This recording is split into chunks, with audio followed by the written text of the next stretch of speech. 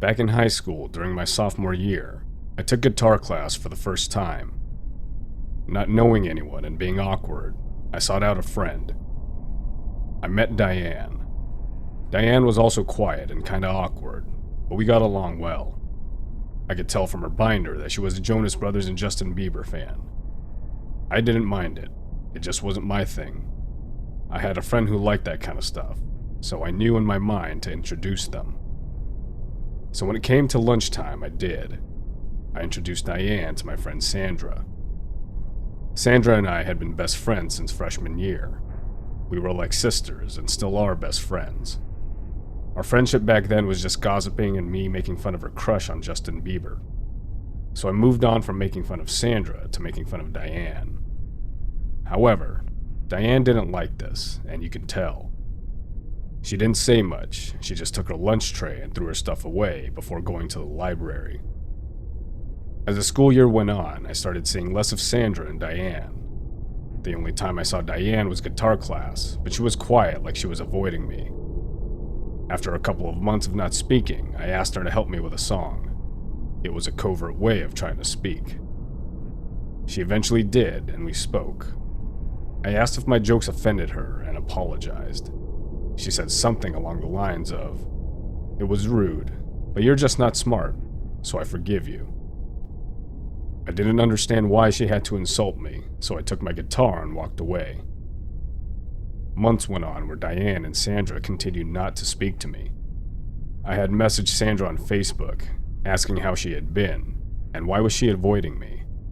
She would always reply with, "Can't reply. Talk to you later." I thought it was weird.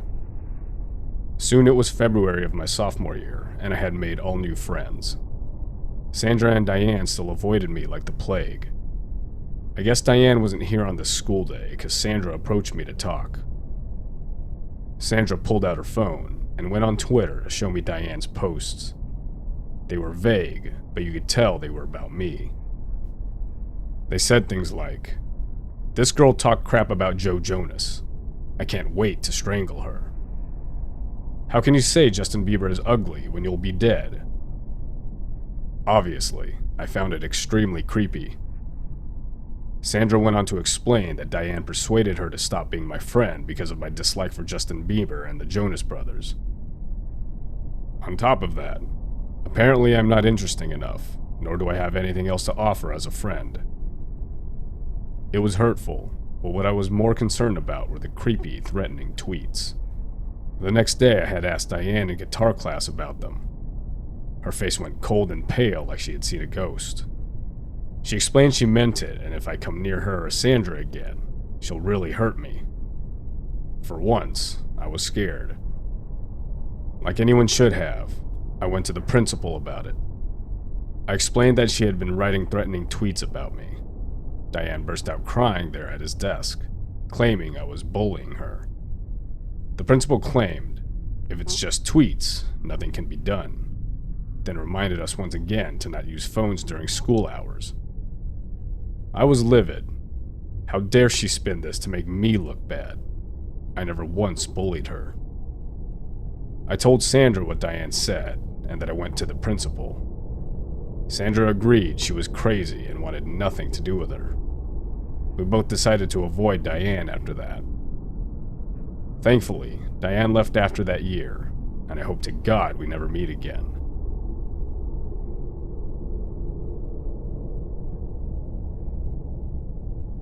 This experience is burned into my brain. I was about 6 and lived in Michigan. Kmart had recently filed for bankruptcy, and stores were closing nationwide. Our local one would soon follow suit. There was a liquidation sale, and my mom was a stay-at-home parent, so she would take me around various stores as a way to stay busy. We went to our local, absolutely desolate Kmart that was literally closing within a few days. We were in the back of the store checking out a few clearance end caps.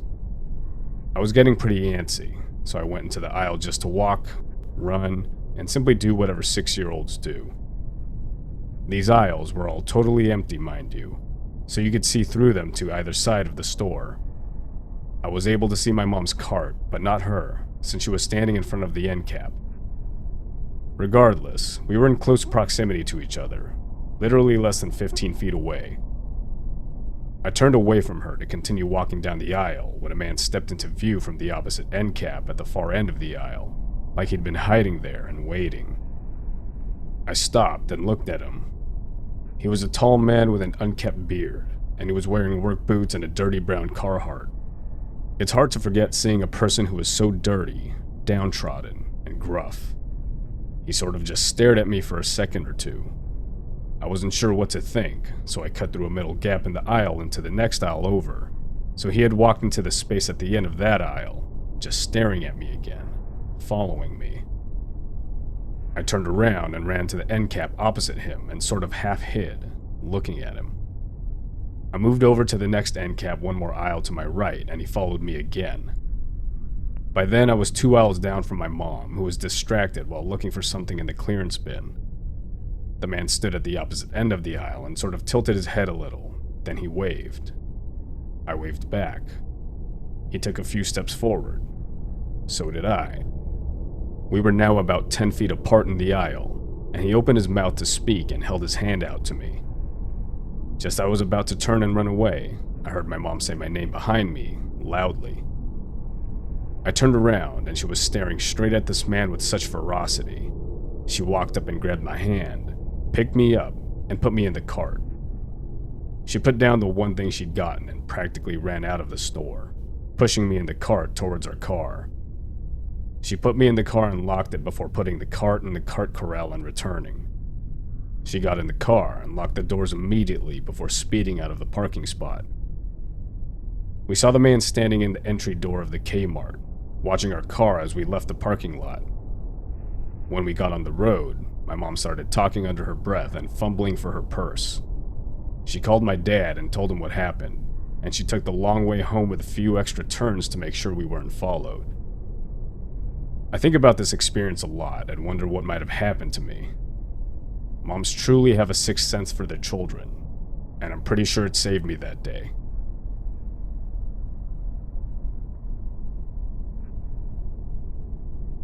This story happened years ago when I was barely 14. My middle school, and the middle school of my best friend at the time, organized a trip abroad to Great Britain, London to be exact. It was supposed to be a few days looking at London attractions, museums, and shops. It was fun, until it wasn't. The day before we were supposed to leave and go home, we were brought to the streets with some interesting shops. From there we could see Golden Freddy, and we received free time for shopping. At that moment, our teachers and guide had a, quote, brilliant idea. They told us that after shopping, we would meet by a different street. The street in question was about 100 meters away. Consider that at the time, most of us had never been to London. We barely spoke English, we didn't have a map of the city, and roaming services were not working correctly. Truly a brilliant idea from the adults. As you can expect, 90% of students got lost. I got lost with my best friend because we went in complete opposite directions. We were both confused about the directions we were given. We were walking along pavement. My friend was running ahead or staying behind to nervously look around. We didn't look like we were together because we were not interacting with each other. This likely explains why the following happened. My friend ran ahead and stopped to look around when I saw a black car approach me and match my speed. I started to feel like this was a scene from a movie. It was broad daylight, there were a lot of people around and no one reacted. I was confused and didn't know what was happening.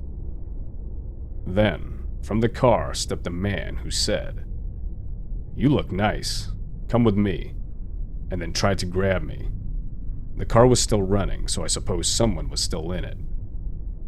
I was stunned. I didn't believe this was actually happening.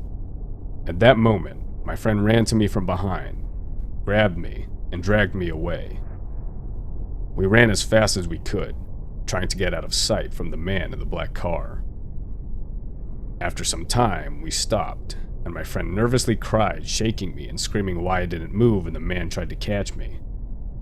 I explained that it was simply my deer in headlights moment.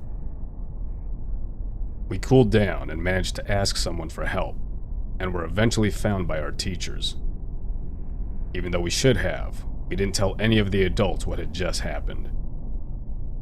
Of course, when I did return home, I told my parents, and they never let me go on a trip organized by my school again. And I don't blame them. Our teachers and guides' negligence could have cost me my life.